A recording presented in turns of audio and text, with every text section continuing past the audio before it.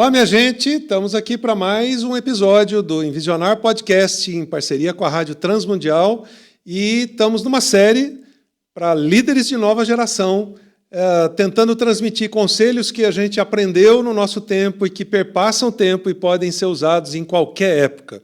Eu inspirei toda essa série nesse livro chamado 50 Segredos para o Líder, que foi o primeiro livro que eu fiz ainda quando líder jovem, depois fui atualizando, obviamente. Então, tudo que eu colocar aqui, você pode aprofundar aí. O pessoal vai colocar o link aí, se você depois quiser adquirir no nosso site, no envisionar.com, e você pode se aprofundar bem mais nesses princípios. Bom, dentro dessa série Líderes, né, como 50 segredos para o líder, para liderar a nova geração, hoje eu quero falar sobre como manter-se na liderança de longo prazo. Por quê? Você é líder hoje da nova geração e talvez você lidere nova geração por muito tempo, mas você vai liderar outras coisas à frente. E o que eu quero compartilhar hoje, então, é como você se mantém, especialmente nessa fase que você está, liderando novas gerações. Você já ouviu que, na liderança, o que importa não é começar bem, mas é terminar bem. Esse é um tremendo desafio. E o que é que pode te manter, então, na liderança por muitos anos e te ajudar a não se desviar pelo caminho? Bom, talvez existam inúmeros conselhos dos coaches ou de outras pessoas que talvez não sejam tão profundos assim. E eu não quero dizer que o que eu vou dizer aqui hoje é melhor do que qualquer pessoa, mas eu queria compartilhar algumas coisas olhando para os últimos 45 anos, onde eu pude exercer liderança, e 1/3 deles foi liderando nova geração. Talvez não exista uma ordem hierárquica do que eu vou colocar. Eu vou compartilhar umas 3 ou 4 coisas que eu vejo que são elementos cruciais para você terminar bem, não só a sua carreira toda, mas cada etapa. Porque se você queimar uma etapa, isso te prejudica para as próximas. Então, como se manter bem na liderança? Eu diria que talvez uma das primeiras coisas seja exatamente mentores. Os mentores, se a gente fosse colocar num tipo assim de um gráfico, tá? Os mentores seriam aquelas pessoas que te ajudam a manter a linha crescente e ascendente. Se você começa a ter crises e cair, os mentores vão lá e te ajudam a fazer isso, corrigir o curso. Se você se empolga demais e começa a tomar decisões erradas e fazer besteiras que poderiam fazer com que o avião subisse e depois desse um looping e caísse, os mentores são aqueles que vão lá e digam, opa, menos, e te ajudam a se manter nesse curso. A gente teve o privilégio, eu e a Raquel, desde quando nós éramos namorados, de termos mentores para nos preparar para o casamento. Ainda não tinha esse nome na época, eram conselheiros, mas o sentido era o mesmo. E depois, na nossa trajetória inicial de ministério, várias pessoas que nos ajudaram. E depois, ao longo do tempo, em períodos como eu tive o privilégio de exercer a liderança, a diretoria da CEPAL, que é uma organização que basicamente trabalha com líderes no Brasil e no mundo, pessoas como o Rick Escobar, que foi nosso mentor durante uns 15 anos, mais ou menos, e ajudou a manter isso. Os segredos, eu diria, menos dolorosos da liderança são aqueles que os seus mentores te ensinam e que você põe em prática. Eu diria que a chance de um conselho ou de uma orientação de um mentor na sua vida dar certo é de pelo menos 85%. E a chance daquele conselho ser meio perdido, superficial, etc., eu diria que é no máximo uns 15%. Por quê? Os mentores, diferentemente dos coaches, eles não falam simplesmente coisas que você deve fazer ou perguntas para você responder, mas eles falam da experiência, eles falam do coração, eles falam daquilo que eles já quebraram a cara e que provavelmente vai se aplicar ao seu contexto. Então, a pergunta é, você tem alguém que não se impressiona com você e que te mentoreia de verdade? Por que a expressão não se impressiona com você? Porque é o que eu vejo na relação, especialmente Barnabé-Paulo, por exemplo. Barnabé era o cara que, talvez o dia que Paulo pregou aquele sermão incrível, ele chegasse e dissesse: Paulo, uau, hoje você arrebentou. Mas era também o cara que no dia em que Paulo tomasse uma decisão errada ou falasse alguma coisa errada, era o cara que não ficava cheio de dedos, não se impressionava com o líder, o apóstolo, e punha a mão no ombro e dizia: vem aqui, meu amigo, eu preciso te dizer uns negócios que vão te ajudar a corrigir o rumo, o curso, seja ele para cima ou para baixo.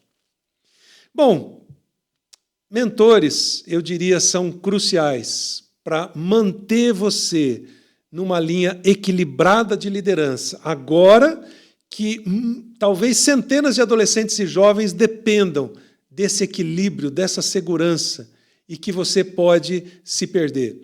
Há um tempo atrás, eu estava conversando com um pastor amigo meu, estudamos juntos há 40 anos atrás, e ele estava muito triste, porque um jogador famoso, que obviamente eu não vou mencionar o nome aqui, brotou na igreja dele.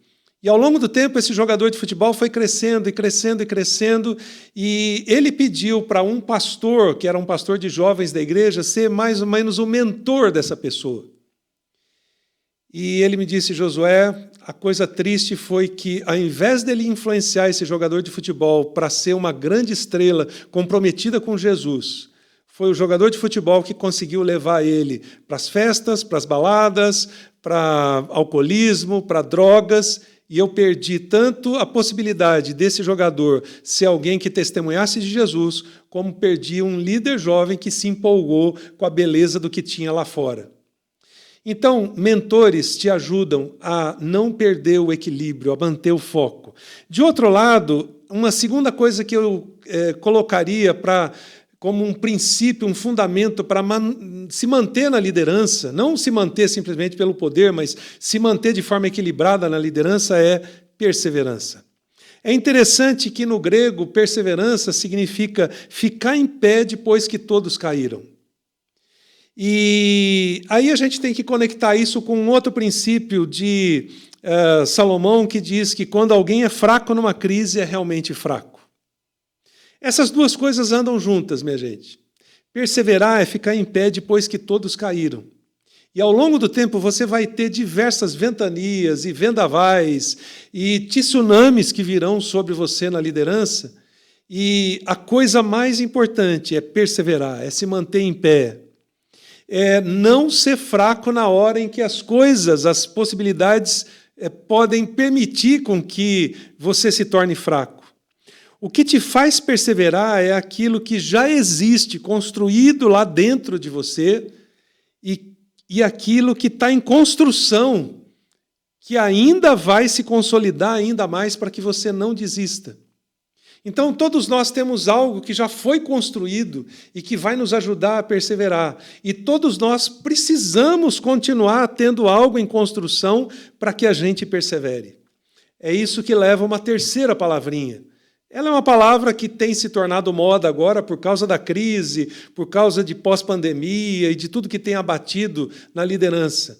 Mas ela não é uma palavra simplesmente da moda. A palavra é resiliência. A gente só chega à resiliência por causa da perseverança. Ninguém se torna resiliente como um herói sem ter passado pelo caminho da perseverança. A resiliência é ser fortalecido durante as crises. E mesmo parecendo impossível sair delas, ter certeza de que você sairá. Por quê? Você está usando o princípio lá de Tiago 1, a perseverança, é isso que fortalece. Resiliência é resistir, resistir, resistir um pouco mais, resistir um extra para poder subsistir. E eu não estou aqui desprezando nenhuma crise ou dificuldade que você esteja passando ou já passou, que nós já passamos. Mas o nosso foco durante as crises, durante as lutas, durante os vendavais, precisa ser perseverar para que isso gere em nós a resiliência. E a gente diga sim para o que está na frente. Por quê? Nós vamos ultrapassar essa crise, porque tem algo a ser feito lá na frente. E é isso que constrói, então, a nossa resiliência. Mas existe mais uma coisa, uma última coisa que eu queria deixar como dica aqui, para você ser um líder que persevera, que está firme durante todos os temporais e todas as tempestades. Um líder que se mantém na liderança de uma maneira equilibrada. Trata-se daquilo que eu chamo de filosofia pessoal. E depois você pode olhar aqui no livro, nos 50 Segredos para o Líder, porque tem um capítulo inteirinho só sobre isso. Construa a sua filosofia pessoal. Eu comecei a fazer isso meio que empiricamente ainda quando jovem, e depois eu comecei a perceber que grandes líderes já tinham isso, uma filosofia pessoal que você vai talvez agregando pontos ao longo do tempo para que aquilo seja o seu balizador de futuro. O que é uma filosofia pessoal de liderança? É você desenvolver e escrever uma filosofia de liderança a qual você vai ser fiel, a ela ao longo dos anos. Não é simplesmente alguma coisa momentânea. Eu posso dar para vocês alguns exemplos. Eu aprendi bem cedo com os meus pais a não ter dívidas. Então, dívida, especialmente para eles, eu talvez tenha feito a adaptação para o meu contexto, era como se fosse assim, um terror. Mas se a gente lembrar um princípio de Salomão que diz, se você emprestou dinheiro de alguém, você se torna escravo dessa pessoa. Então, eu trouxe isso não só para a minha vida, para a nossa família, para o nosso casamento, como para a minha liderança. A gente tem uma organização hoje, por exemplo, no caso da Envisionar, que não depende de empréstimos bancários ou de capital externo ou de coisas desse tipo. Nós fomos devagar, construindo gradualmente as coisas, mas é parte da minha filosofia pessoal de liderança. Ter 100% de paz naquilo que a gente vai decidir ou avançar. Algumas decisões erradas que eu tomei ao longo da vida foi porque estava 99%. E aquele 1% muda tudo. A fidelidade aos líderes.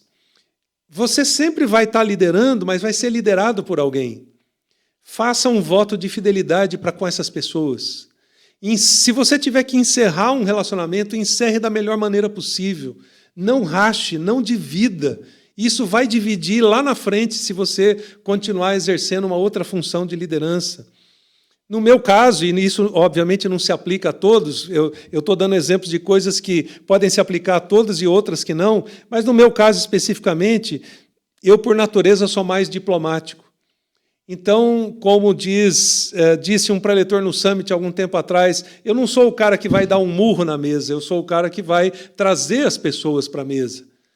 Então, eu uso de bastante diplomacia.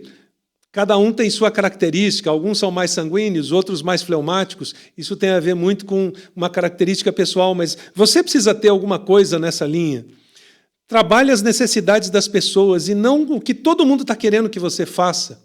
Esses são alguns exemplos de uma filosofia pessoal de liderança que te ajudam a manter a perseverança, a manter a resiliência, mas que, de certa forma, eu aprendi com os meus mentores ao longo do tempo.